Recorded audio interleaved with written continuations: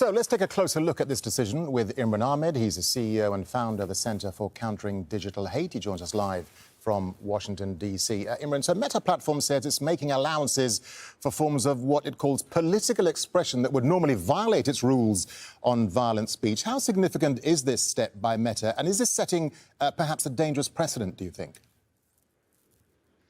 Well, let's look, first of all, at the impact of it. At the moment, Meta, by their own admission in their own documents, which Frances Haugen leaked, the whistleblower from Facebook, they only deal with 0.6% of all violence and intimidation on their platform.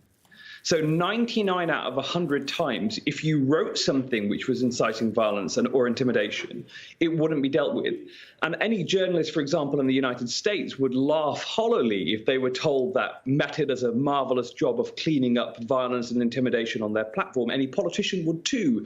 So in reality, they're saying we're loosening a policy that we barely managed to enforce to even 1% anyway. But I think more fundamentally, it begs this really big question. Do they have a list of autocrats and dictators that you aren't allowed to call for harm to come to them?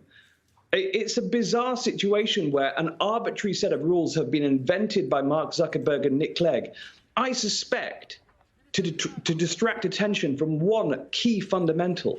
They are still allowing Russia to send English language propaganda via RT on their platform. And this call that's coming from all of society right now is deplatform Russia today. When's that going to happen? Yeah, Imran, and of course many people will say it does seem extraordinary that it's now OK for users in some countries to call for violence, example against the Russian leader. So is Russia then justified in now calling for this criminal investigation for what it describes as Meta's extremist activities? Well, it has every right to enforce its criminal code. If it says that incitement against politicians is a criminal act, then of course it has the right to have a look at Meta as a knowing vector of violence and of violent intimidation.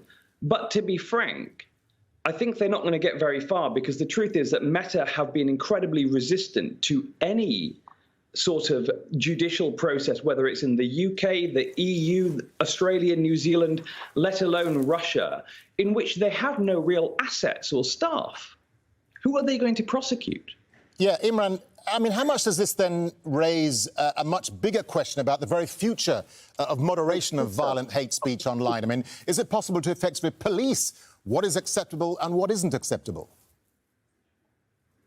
Well, look, clearly violent intimidation, so saying that you want to cause harm to someone else, that is something that's definable in the criminal code. It's in sort of the Offences Against the Persons Act in the UK. In the US, it's clearly defined as to what makes someone feel that they may be at risk of harm. And Facebook have, for the main part, allowed that anyway to run amok on their system. The fact that they now are setting these weird rules, I suspect that this kind of PR stunt that they're pulling today to show that they're tough on Putin will in fact backfire on them, because it opens up a series of questions about when it comes to deciding which dictator to accept violent threats against and which not. Who on earth elected Mark Zuckerberg to make that decision? Imran Ahmed, really good to get your thoughts and your analysis on this. Imran, thank you for talking to us. Thank you.